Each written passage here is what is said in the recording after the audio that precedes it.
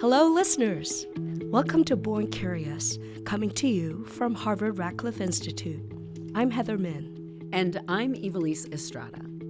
On this podcast, we often hear from creative minds about what sparks their imaginations.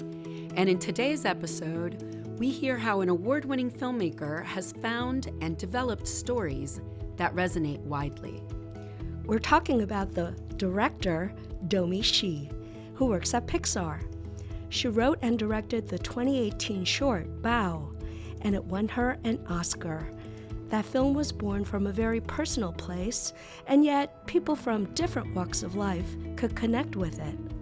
She recently visited our campus to take part in a conversation in which she shared her creative philosophy, along with her views on why her stories have been so successful. Let's listen in on that event. I thought we would start actually by thinking a little bit about the title for today's event. I'm not sure how much input you had in that, but I was really intrigued. I was trying to remind myself what it was. Oh, yes. Yeah, I was really intrigued by this idea of turning the personal into the universal. I'm thinking specifically, if you don't mind me sharing an anecdote, many years ago, I was in a playwriting class where the professor said, don't go look for the universal. It's in the specifics and the details, right? That's where you're going to find it. Don't try to think about what it is, right? Write what's sort of true to you. But then I'd go to an Asian American studies class where the professor said, well, watch out for the universal. Sometimes, as a concept, it can be used to exclude, right? For example, to say the story isn't universal enough. So I was really curious about your relationship to the dynamic between the personal and the universal, and what you and how you see the process of turning, right, one into the other. I think every filmmaker and artist and storyteller kind of has their own process. For me, I draw a lot of my ideas from the personal. Because those ideas are the most potent, those are the ideas that have the most emotional weight, because it is something I've experienced or felt in the past. So that's always a well that I love drawing from.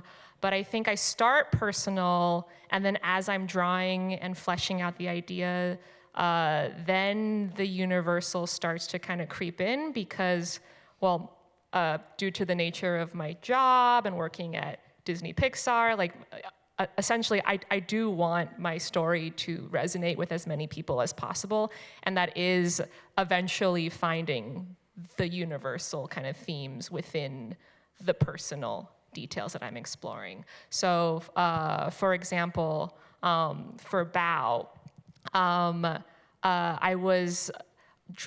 idea kind of just came from, at the time, I think I had been living in California for about 2 or 3 years, and I'm an only child, and I moved really far away from my parents, and my mom, every time I'd visit them for Christmas in Toronto, she'd always hold me in close and be like, oh, Domee, I wish I could put you back in my stomach so I knew where you were at all times.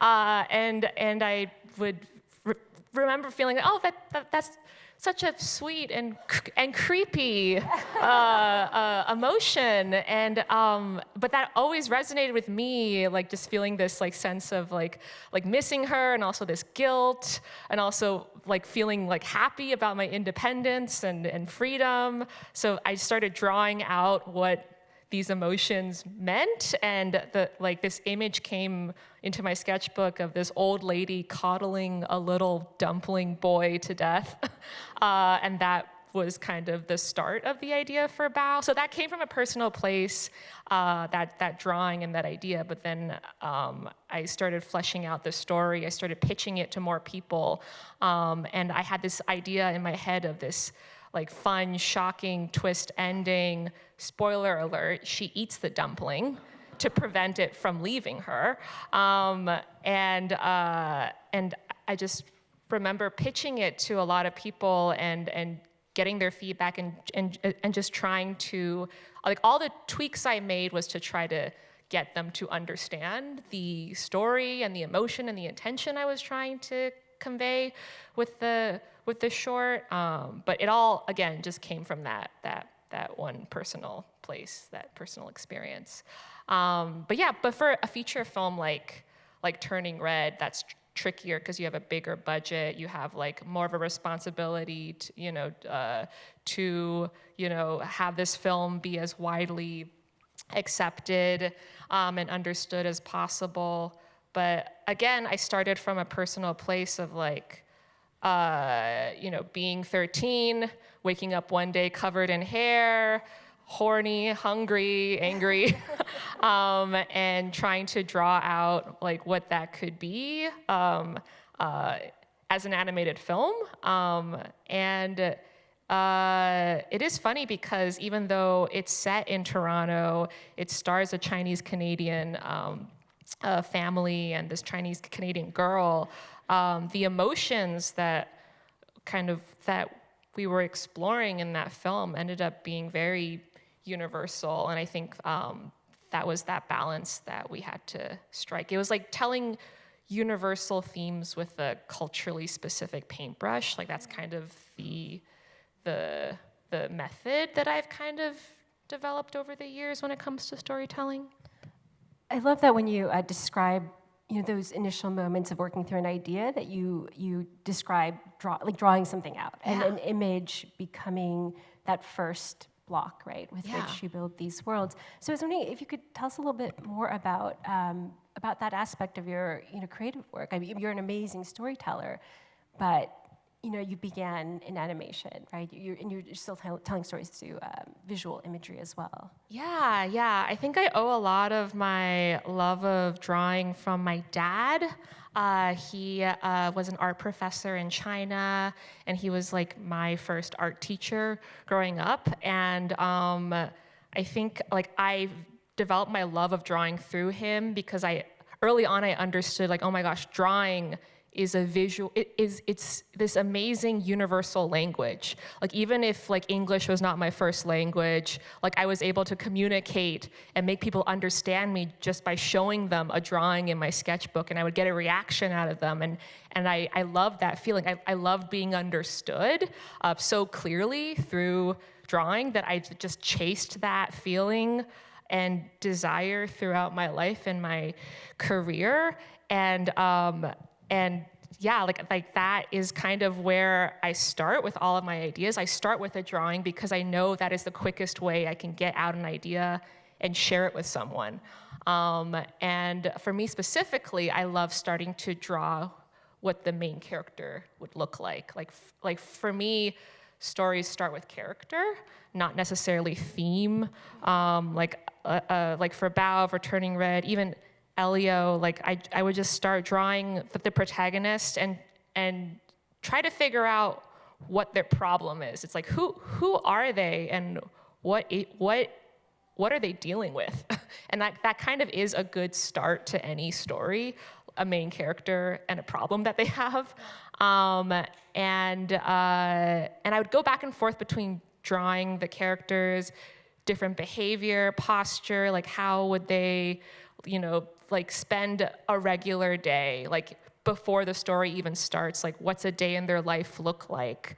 And that just kind of helps me understand them just as like real three-dimensional people, so that I can put them in any scenario, I can throw any obstacle at them, and I'll know exactly what decisions they'll choose because they feel so real in my head. And I remember for Turning Red, one of the first images I drew was this 13-year-old Chinese girl, and she had this giant backpack on that she was weighed down by. It was like stuffed with books. She had like a flute case under one arm, a tennis racket. She had like another bag full of stuff.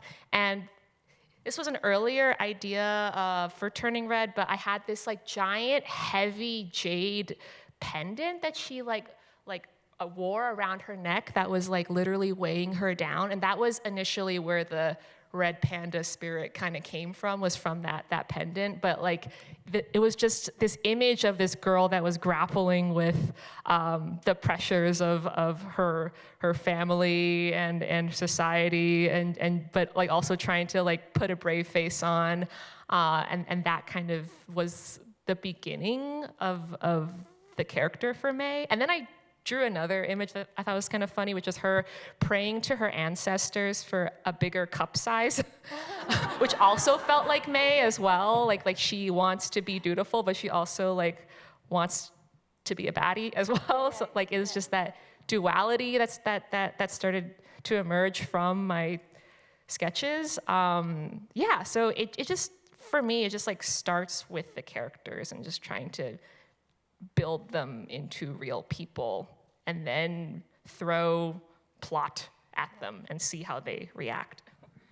In the process of doing these drawings, did you ever, did something ever come out that was like so surprising that it perhaps changed your view of a story or of a character? Yeah, I think, yes. For Turning Red, it was the relationship between May and her mother, Ming. I think initially the image in my head of their relationship was more antagonistic. It was the typical like militant parent versus the rebellious daughter, and I would draw them kind of fighting and bickering a lot.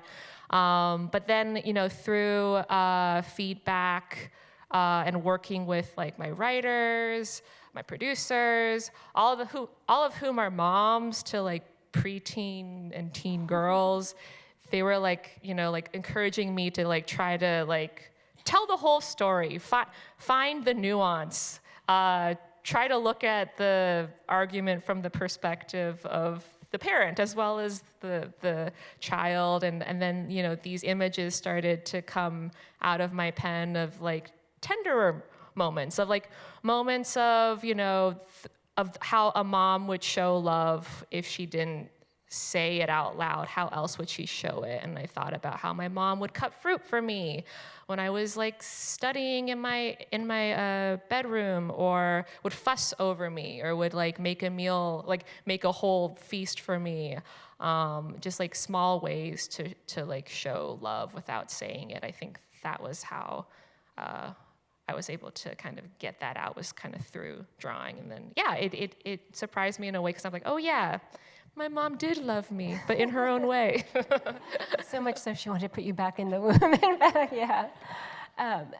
So I know that, I know people have pointed out that, a common theme across many of your works is that parent-child relationship. And you do it so lovingly, right? Again, I think with empathy for all different characters and different sides. I was also thinking, just because I teach in class in Asian American literature often, like that mother-daughter dynamic. It kind of runs through, everything from Maxine Hong King Sim's Woman Warrior to the Joy Luck Club to Turning Red to Everything Everywhere All at Once. Like, these kind of major works of Asian American cultural production, right, really highlight this relationship. And I was curious if you had any of that kind of lineage or body of work in mind as you were thinking about Turning Red, or if it was sort of like a broader set of interest in parent-child relationships, especially in animation. Yeah. Well, initially when I pitched Turning Red, I pitched it with 2 other ideas, because at Pixar, when you're asked to pitch ideas for a feature film, they want you to pitch a couple, like at least 2 or 3, because they don't want you to put all your eggs in a basket in a way. All my stories that I pitched revolved around adolescent girls, but Turning Red was the like mother-daughter story. The other 2 were about girls dealing with other kinds of conflict and things happening in their lives. But yeah, I think maybe that was the one that the creative team at Pixar was most drawn to, because it did feel the most like emotionally potent and personal. And I felt like even as I was pitching it, I felt like I could like, you know, an idea is good when you can like easily add to it and like easily riff on it and add more ideas and gags and jokes on top of it. That's what it felt like with Turning Red, and I think that was the case because it did come from a place that I knew so well. I also felt like I had unfinished business, like exploring that theme of like a parent-child relationship. Like I finished Bow, but that was a story between a mother and a son, and I knew there was just something really juicy to unpack with a mother-daughter relationship that that I feel like I hadn't seen yet on the big screen, and I was excited to kind of explore with Turning Red. Yeah. I know many people are probably very curious about this, but when you first started thinking about, you know, a career path and pursuing animation, what were some of, you know, in the back of your head, some inspiration, some things that were motivating you towards that? I mean, you clearly love drawing and had a very meaningful relationship to it, but were there particular works that you thought, like, I want to make the next X? Oh, yes. I mean, I grew up watching animation. I think the very first VHS that my parents bought when we first immigrated to Canada was Aladdin. And I just watched that movie on repeat. I'd pause it. I would start copying, you know, the frames. Aladdin was my first crush. So like animation has been very much a part of my life since a very young age. But you know, I was lucky to grow up in the 90s and 2000s. Like anime was like just coming into North America. I grew up watching Sailor Moon, Inuyasha, Fruits Basket, One Piece, like all of this amazing like animation and comics like coming from Japan and from Asia, a lot of them drawn and created by women. Like they offered me this like path forward. Like, oh my gosh, like these women like Rumiko Takahashi, like she and all of these amazing comic artists like were able to become successful Asian female artists. And I thought if they could do it, maybe I could do it too. I just have to like learn how to draw really, really good, maybe learn Japanese at some point, and I can do it. I can do it because they could do it. Yeah, I just feel so lucky that I was exposed to those artists, because you really can't be what you can't see. Because I was on the internet, I saw so much and I was exposed to so many amazing female artists that it never really occurred to me that my gender would ever be a barrier at all, or being Asian. Like I felt lucky that I was kind of almost like tunnel visioned and just focused on just trying to improve my craft. And I just thought if I just worked hard enough, I would be able to do what I loved for a living. Yeah, and that can only take you so far, I think. And then at some point you have to realize that you have to develop other skills as well, like being able to collaborate and communicate and be able to develop interests outside of just that one particular skill or career that you want to do, especially if you're a storyteller and you want to tell stories about humans and the human condition and all that stuff. Like you have to actually experience life and be a human in order to do that. Yeah, like at the time, like I just grew up just like idolizing these female artists, and I felt so lucky that I was able to just have like I would pepper my bedroom wall with their drawings, and I would try to like aim to be like them one day and to draw for a living somehow. Are there specific places you go to for inspiration now? I mean, you had mentioned expanding out to stay in touch with the human, but both maybe in terms of hobbies or places you go, communities, or other works that you turn to? Oh, that's a good question. I'm not very good at that. I have been trying to do this crazy thing called work-life balance. Now I've really gotten into hot yoga and just like trying to like turn off my brain for moments at a time. Traveling too. I've been trying to do more of that, and also just like going back to drawing in a sketchbook, which sounds really silly, but like I due to the nature of my job, I've been drawing on the computer a lot more, and I used to back in like high school and college, like I would fill an entire sketchbook a month, and my favorite thing to do would just be to like park myself in front of a TV. And then just like draw for hours and hours and hours. And I just want to get back to doing that more. Yeah. Well, it's really interesting that, again, that you're finding inspiration, right, in the actual hand drawing.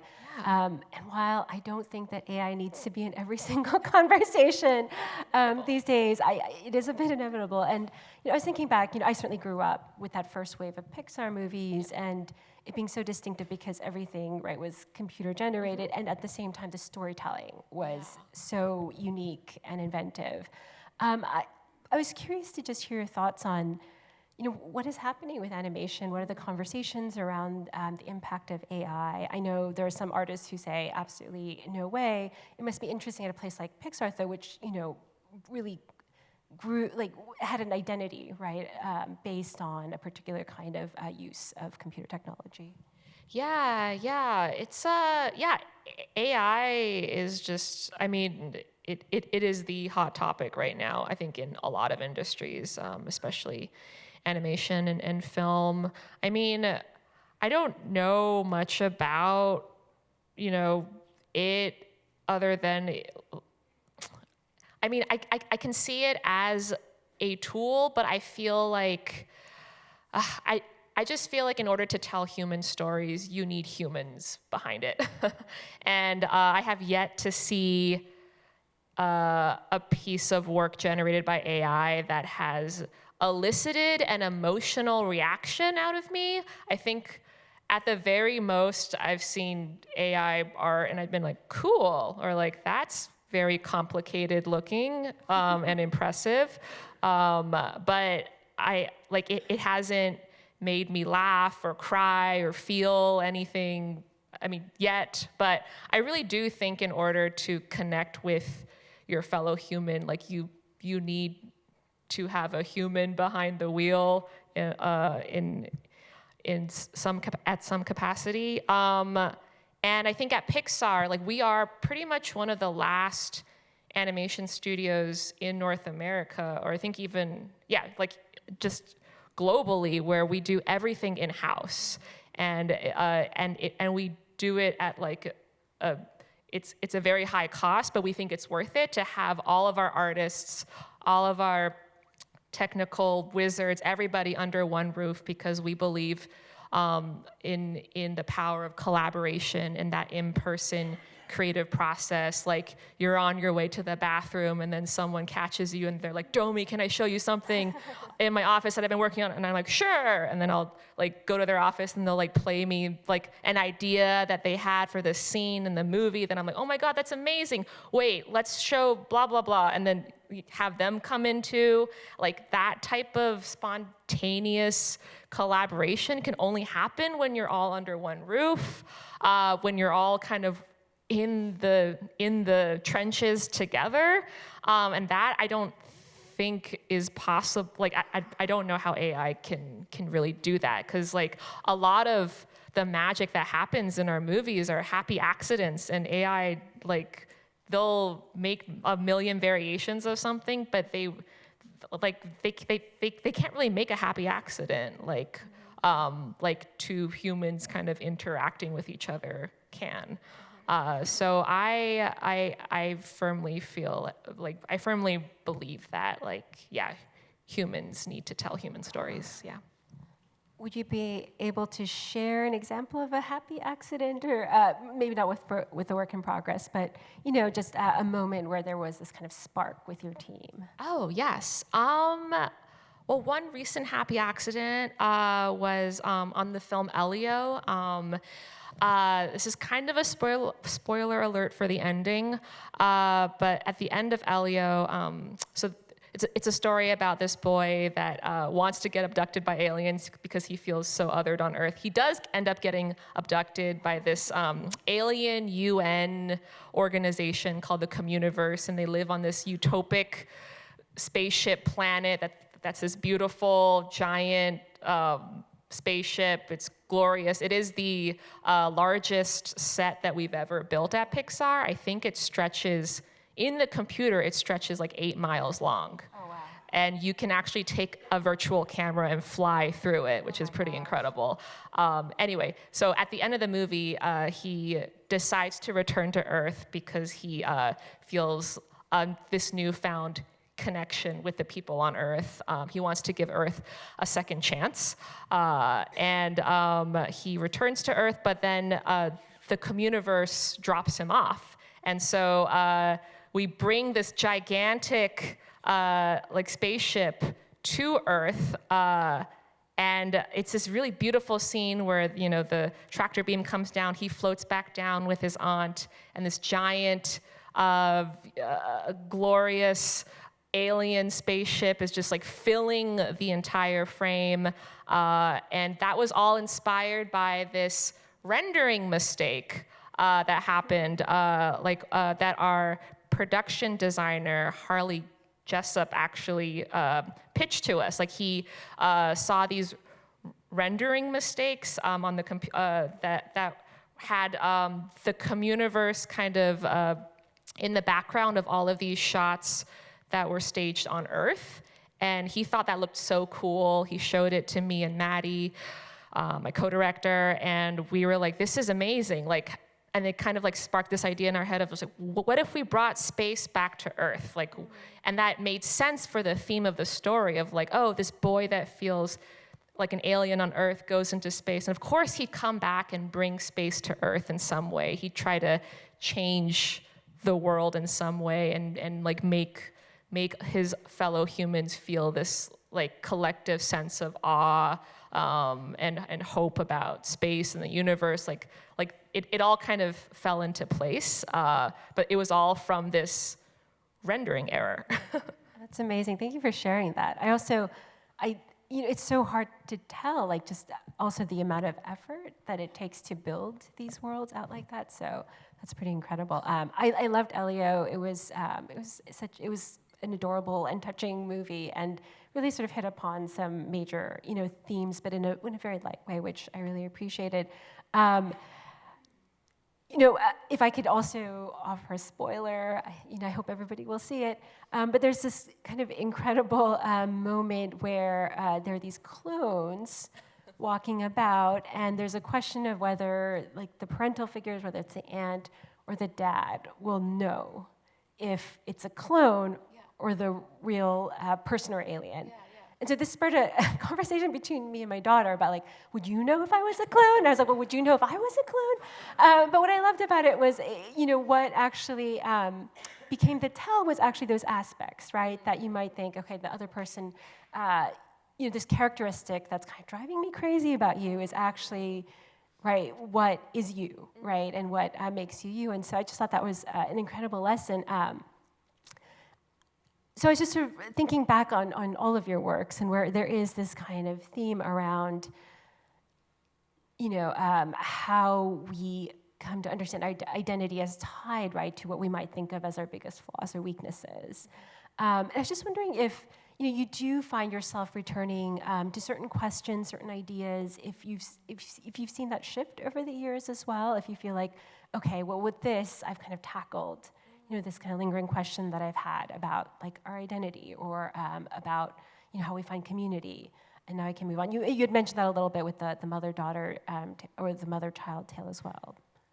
Yeah, I think so. I think when you look at my work, you can see kind of a shift in the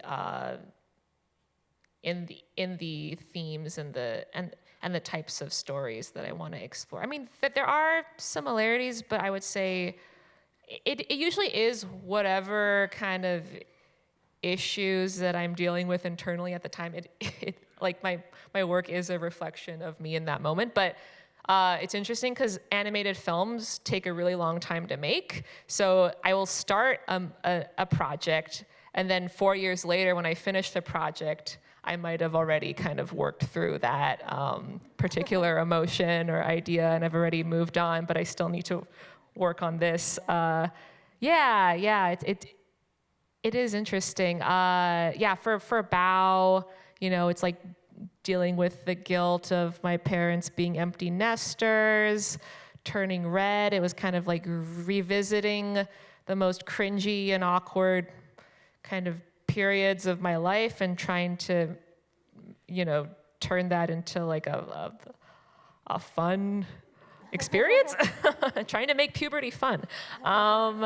And then with Elio, it's like going back even further and just remembering kind of like being that lonely, weird kid and yearning to find her people and her tribe of weirdos and just trying to explore that. Yeah, like with every film, I think there is like a slightly different kind of emotion or experience or memory, but you can probably find similarities in all of them in some way.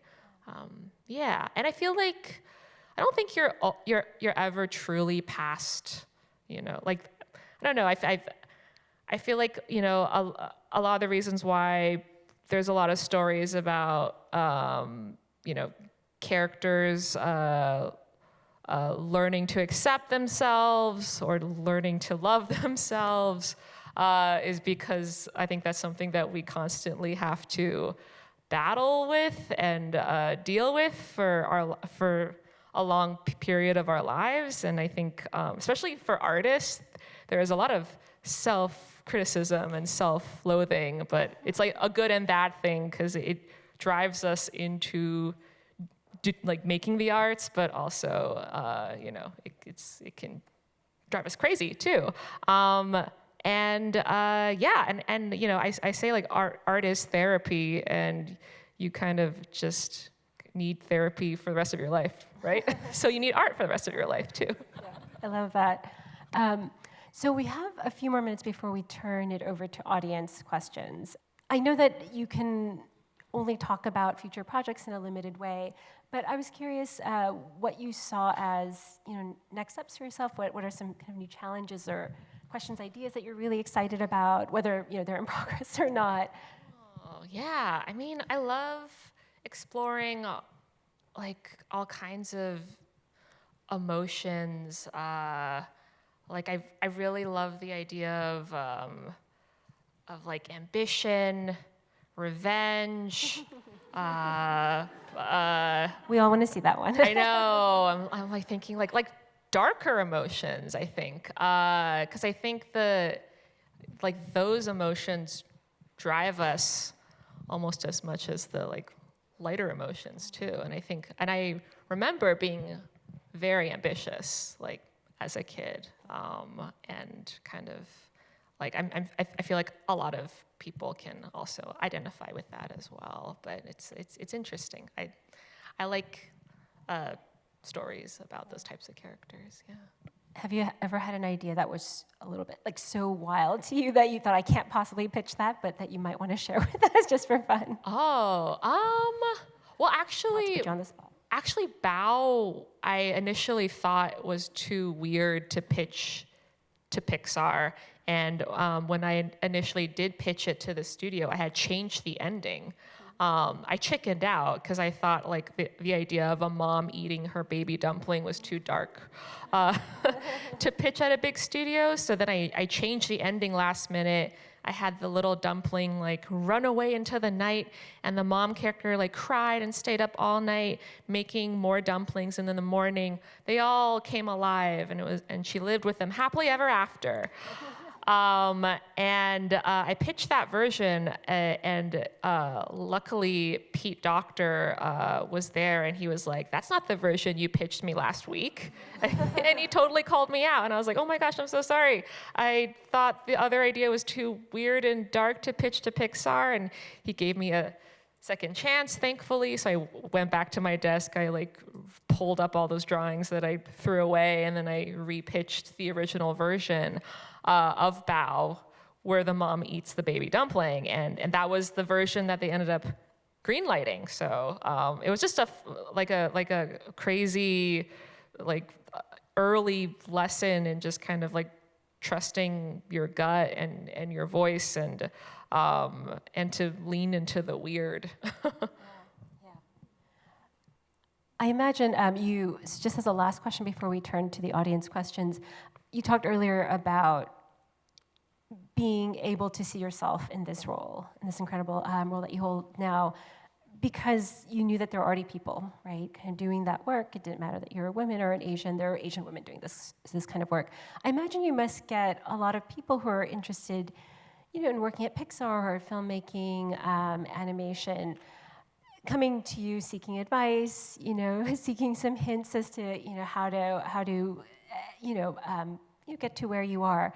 And what do you share with people who come to you with that?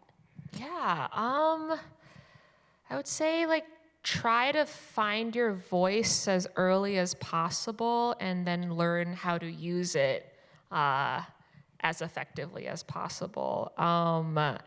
And what I mean by that is if you're in animation and you're a story artist, just get of course, get really, really good at storyboarding. That is a technical skill that you just have to keep practicing, keep doing. Watch a lot of film, study, draw, just get really good at that. But at the same time, try to figure out what is the unique thing that you are bringing to every project that you work on, that you're not just a hired gun for somebody, that you're always bringing something unique and different that'll help you set yourself apart from your peers. And I think for me, I was never the best draftsman in the story department. I was not the action story artist. I knew quickly what my strengths were, which is character, humor, kind of unconventional and strange, kooky gags. And I'd always pitch an extra 5 to 10 extra ideas on top of the assignments that I was given. And that's kind of how I was able to develop my voice and to become known by other people. I was that's she will give you more than what you ask for, and she'll always give you something that you didn't expect. So that was kind of my strength and my voice that I kind of leaned into. But it takes a while for some people to find what their strengths are. So it's just a matter of just trying to find it quickly, put yourself in situations that challenge you, so that you will know what you like and what you don't like. And that's what I was constantly doing as well. I remember early on, one of the feedback that I get constantly during the Pixar internship and the first maybe year that I worked at Pixar was I needed to work on my pitching skills and my public speaking skills, and that's part of the story artist job. You're drawing storyboards, but you also every single week you have to pitch them to a room full of people, and you have to do the voices. So I'm doing the voice of joy and sadness, and I'm pitching it to them I'm reading a storybook, but it's all in real time, and you're doing the sound effects, and you have to act it out. It's crazy. But I was not good at that because I spent my entire life locked away in my room drawing at my desk. So in order to get better at that, I had to I forced myself to like be in situations where I had to speak publicly. Like I signed up to do talks at various schools and conferences, and then I remember like my Mount Rushmore was agreeing to do a keynote for SIGGRAPH in Bogota, Colombia, in front of 2,000 people, and I remember like thinking, if I can do this, like pitching in front of anybody would be a breeze. So I did it, and yeah, I mean, it's still nerve-wracking, but I just got better at it, and I slowly, through doing that, was able to find my voice. That's so interesting, because I would never think, okay, if you want to go into animation, you also have to be a great performer, but that's essentially you have a really to important skill. I have to like that's essentially my job now. Like I don't draw as much as I have to kind of pitch and try to verbally communicate ideas as quickly and succinctly as possible to different groups of people in different departments, and be just as excited about it every single time I'm pitching the same idea.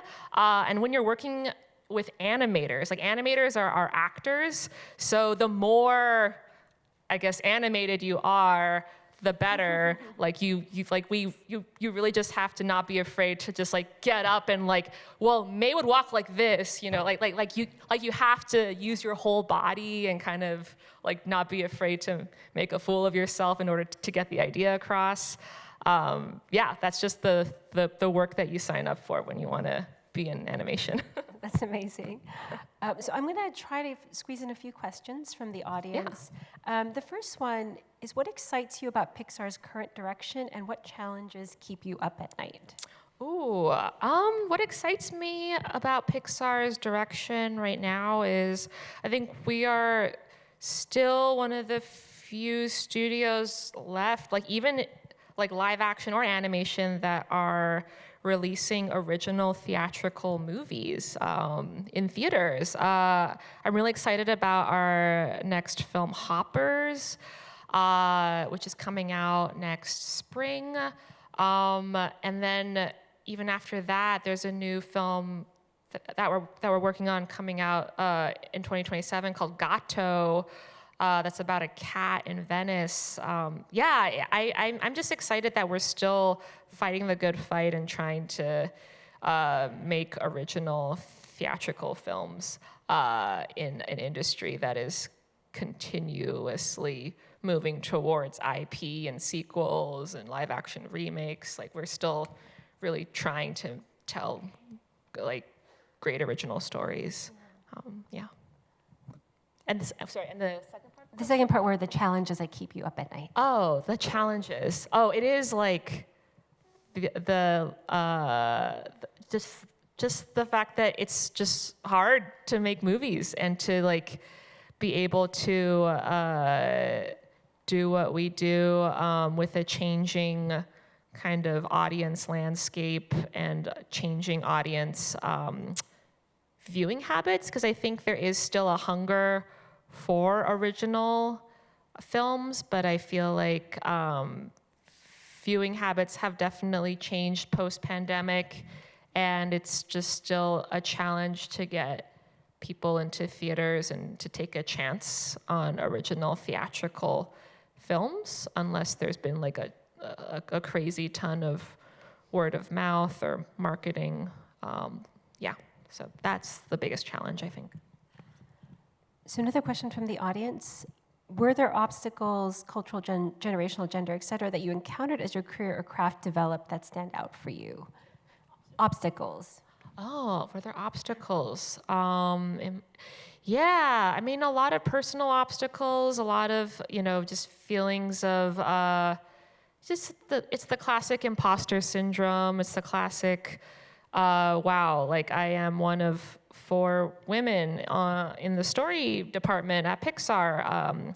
And that's changed dramatically over the years, but at the time, being one of the youngest, one of the only women, it was really hard. And I think like what really helped me was just like becoming friends with and forming a community with my fellow female artists at the studio. Like we'd have these monthly lunches where we'd kind of just all hang out, and it's just the simple act of just hanging out with other women and like venting and validating each other's feelings that like gave me enough confidence to eventually even verbally say out loud, like, I want to be a director. And I remember I said that to the group, and I felt so shy and awkward saying it. But thinking back, I'm like, well, why should I feel weird about saying that I want to direct? And the fact that everyone was like, that's so cool. Like that just, again, it just helped with my confidence in that way. So that really helped. Thank you. There were some questions about your creative process. I think that I want to share these questions because I think that they're from people who perhaps have a more detailed knowledge of animation and the industry. But could you talk a little bit more about your creative animation process from a technical standpoint, from conceptual drawing to what we see on the screen? Oh, wow. I'll try to give you the headlines, because yeah, the animation process is long and slow and hard and very rewarding. But yes, it takes us at least 4 years to make one animated film at Pixar. But it all starts from an idea. It starts from a drawing. It starts from a pitch that you kind of give to the creative execs at the studio, and the pitch consists of, it's like, you've probably heard the term elevator pitch. It's kind of like that. It's like being able to distill your ideas down to like, what is that like one sentence hook for your story, and you have your images, and you're able to convey really quickly to a group of execs like why this idea is the most exciting and fun and emotional idea. And once you're able to do that, from there, a writer is brought on, and then I worked really closely with Julia Cho, who is the co-writer for Turning Red, and we would work on something called an outline, which is like very much like a 10 to 20 page like outline of your story, with kind of it gives the execs like a basic beginning, middle, and end of what your film could be. As you're working on the outline, you're also maybe working with artists, like story artists, and they're at the same time storyboarding conceptual, just like scenes that can give the execs an idea of what your film could play like.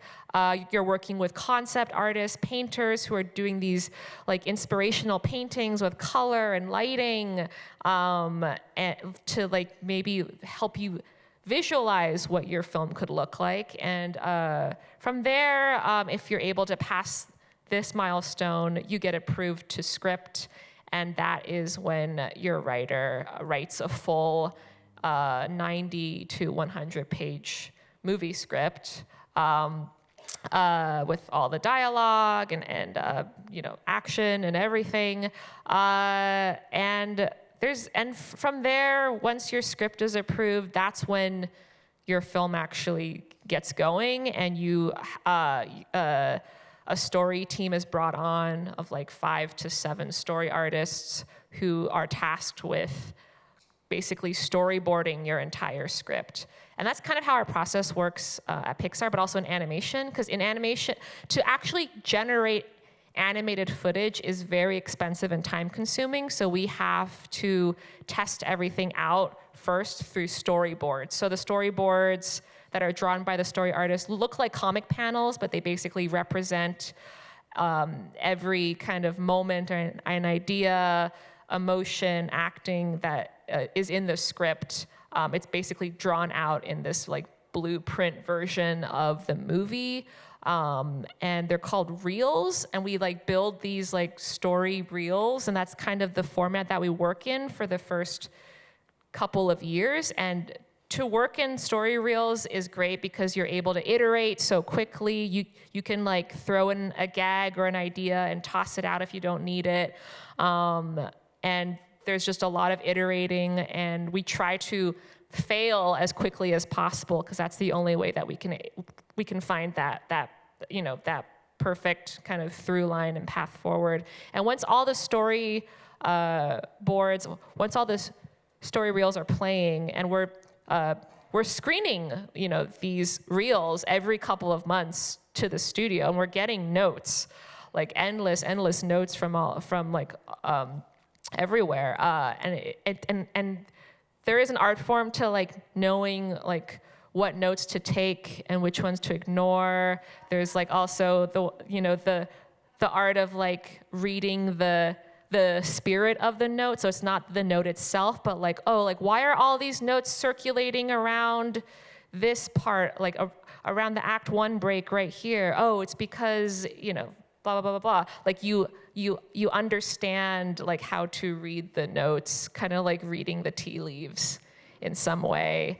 And you're navigating the notes, you're building reels, you're refining, you're rewriting. And then at some point, I think after screening 4 or 5, you start to lock scenes and get them ready for production. Like if there are scenes or sets that have been showing up consistently after every screening, you feel pretty safe about kicking them off to a different department. Like in Turning Red, one of the first sets we built was May's bedroom, because we knew like if the story was going to change, fine, but she was probably still going to have a bedroom, and it was probably going to be decorated with things that you would find in a 13-year-old girl's room.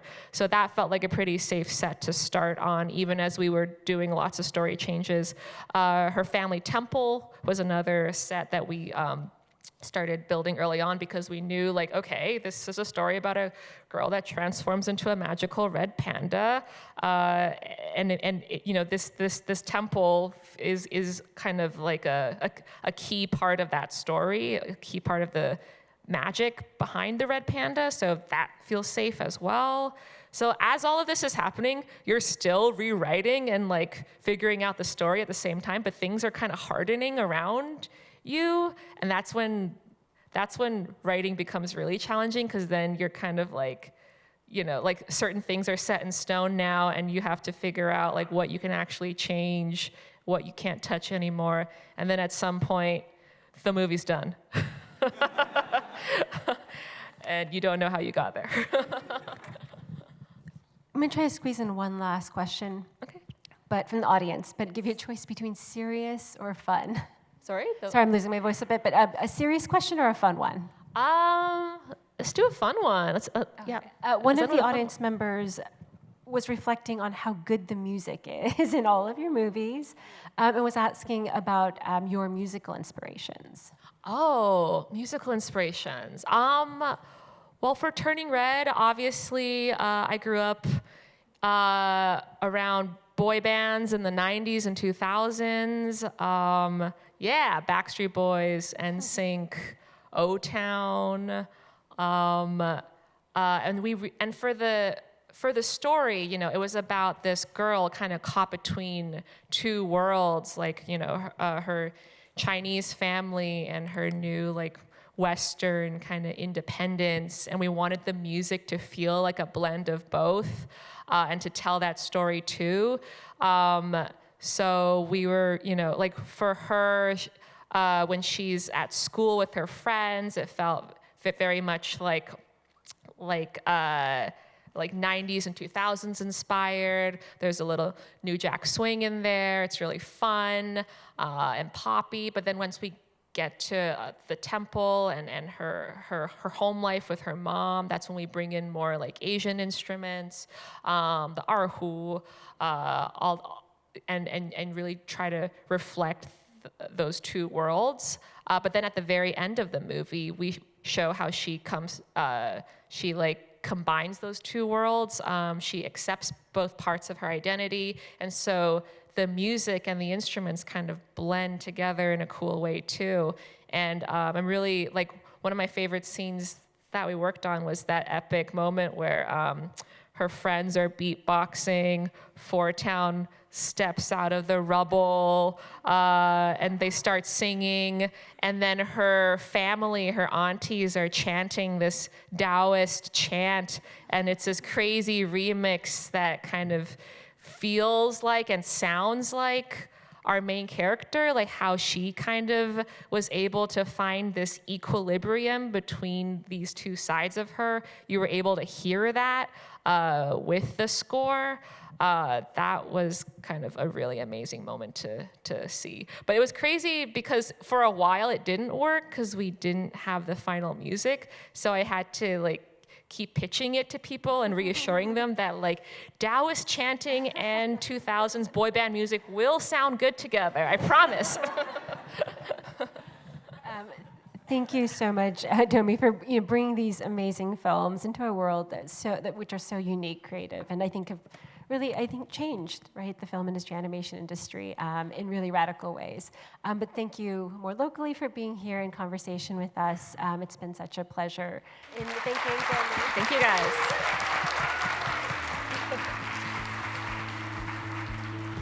That concludes today's program. BornCurious is brought to you by Harvard Radcliffe Institute. Our producer is Alan Grazioso. Anna Song and Cabin 3 Media provided editing and production support. Many thanks to Jane Huber for editorial support. And we are your co-hosts. I'm Ivelisse Estrada. And I'm Heather Min. Our website, where you can listen to all our episodes, is radcliffe.harvard.edu/BornCurious. If you have feedback, you can email us at info@radcliffe.harvard.edu.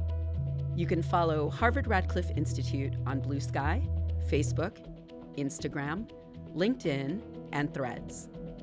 And as always, you can find BornCurious wherever you listen to podcasts. Thanks for learning with us. And join us next time.